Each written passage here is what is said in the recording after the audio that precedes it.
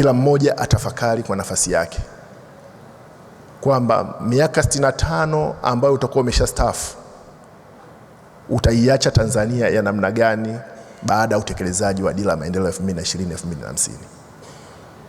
Kile utakachokifanya leo ndio hicho ambacho utaenda kukikuta baada ya kustaafu, baada ya miaka 25 tangu sasa.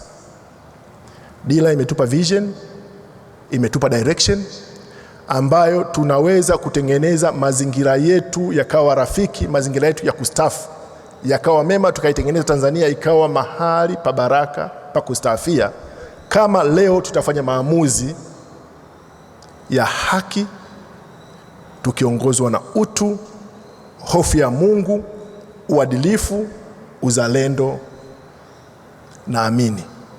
Tanzania panaweza pakawa mahali bora zaidi pa kuishi kuliko eneo lingine lolote, sisi maafisa biashara, viwanda na uwekezaji tukitimiza wajibu wetu leo. Hao vijana ambao wanatoka kwenda kuchukua mikopo benki wanalipa riba ya 1% wanalipa kodi zote ambazo serikali inataka, wanachukua riski kwa kuweka collateral, mali za urithi ama mali ambazo wamezipambania wao wenyewe.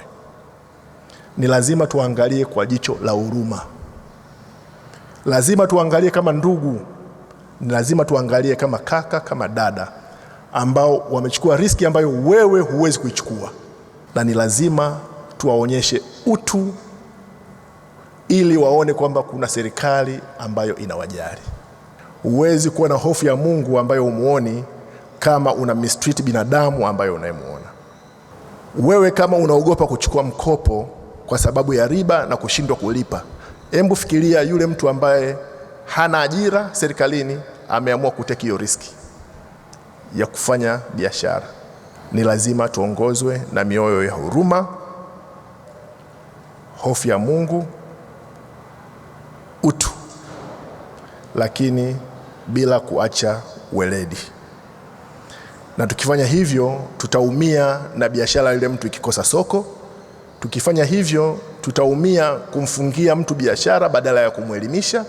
Tukifanya hivyo tutakuwa tunaumia tusipotumia weledi wetu na taaluma yetu kumsaidia Mtanzania kucomply na sheria, lakini wakati huo huo kushiriki katika shughuli za uzalishaji na ujenzi wa nchi yake.